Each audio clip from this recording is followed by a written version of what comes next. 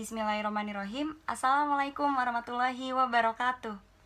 Yang terhormat dosen protokol dan public speaking Ibu Nurlina Rahman dan teman-teman yang saya cintai.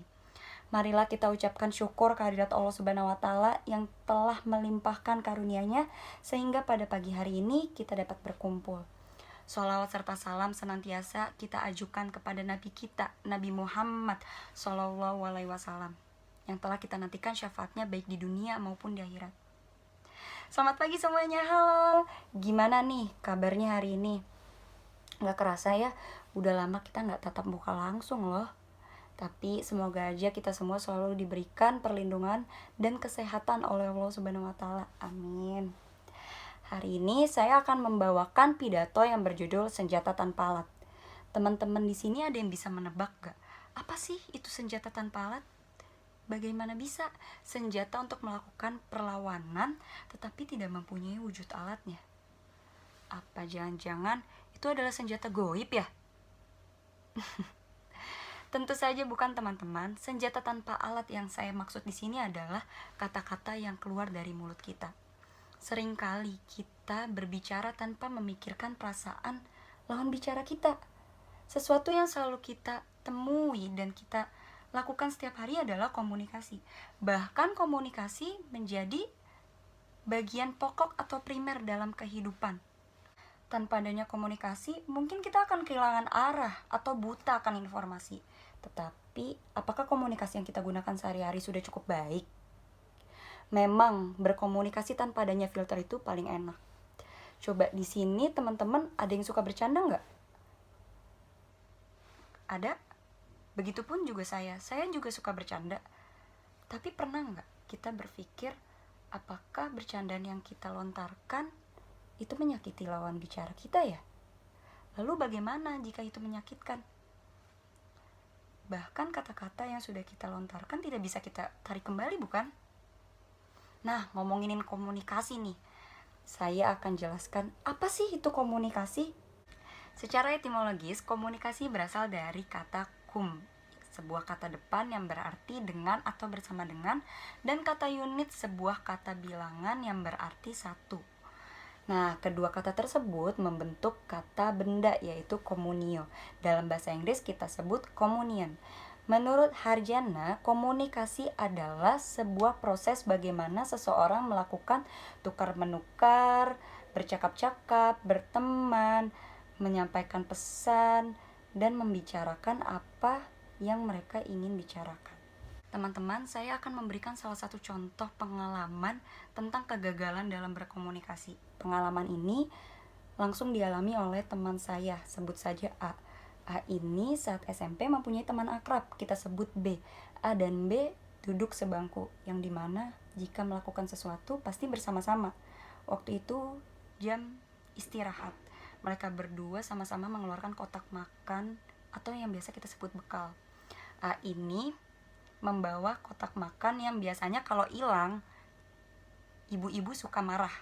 Ya, oke. Saya tidak akan menyebut merek ya.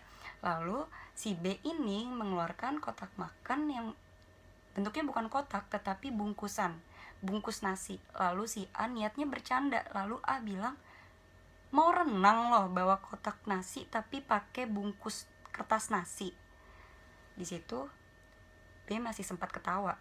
Tetapi gak lama A nyeletuk lagi dan bilang, "Kayak orang miskin tahu nggak makan pakai bungkus nasi." Dan B tidak sama sekali mengeluarkan ekspresi ketawa atau merasa lucu. Besokannya B tidak lagi bersekolah sampai saat ini, cuma karena dibercandakan seperti itu. Bahkan kabarnya B belum juga bersekolah. Bayangkan, dari SMP ke kuliah cuma karena kata-kata yang niatnya bercanda tetapi malah menjadi fatal. Dari pengalaman yang teman saya alami, saya jadi sadar betul bahwa kata-kata merupakan senjata yang paling ampuh untuk melakukan perlawanan, melumpuhkan lawannya, atau bahkan mematikan karakter. Mulutmu harimaumu, jagalah lidahmu, karena lidah tak bertulang, kata Puan Harahap. Di sini teman-teman ada yang pernah dengar Nelson Mandela nggak? Tokoh penentang rezim apartheid di Afrika Selatan. Ada yang pernah dengar? Nah, Nelson Mandela ini pernah dipenjara selama 3 dekade. Saat dipenjara, dia paham betul akan kekuatan kata-kata yang akan menimbulkan sesuatu yang buruk.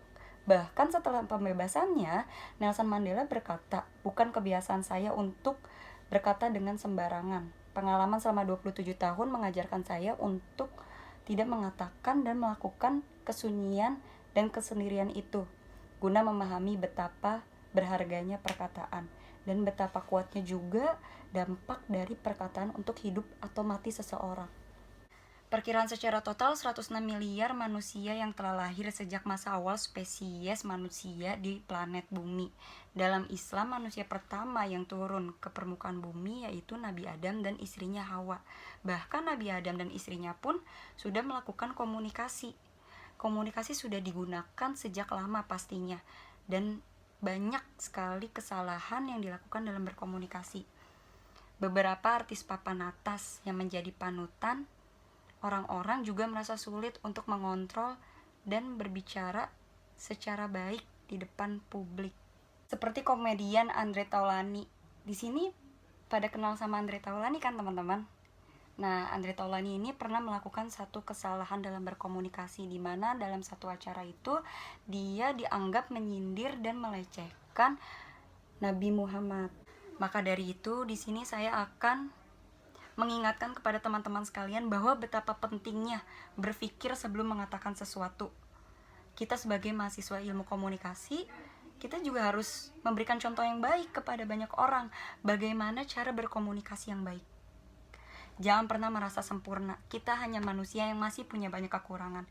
Ubah rasa iri dan dengki menjadi rasa motivasi. Hidup kalian terlalu singkat. Pantaskah menghabiskannya untuk mencibir orang lain? Ayo berusaha mengolah kata-kata dan cara berkomunikasi menjadi lebih baik lagi, agar jauh dari segala macam tembakan senjata yang kita punya. Khusus untuk mahasiswa komunikasi, mulai hari ini, yuk kita harus lebih pintar lagi memanfaatkan ilmu yang kita dapatkan dalam mata kuliah komunikasi.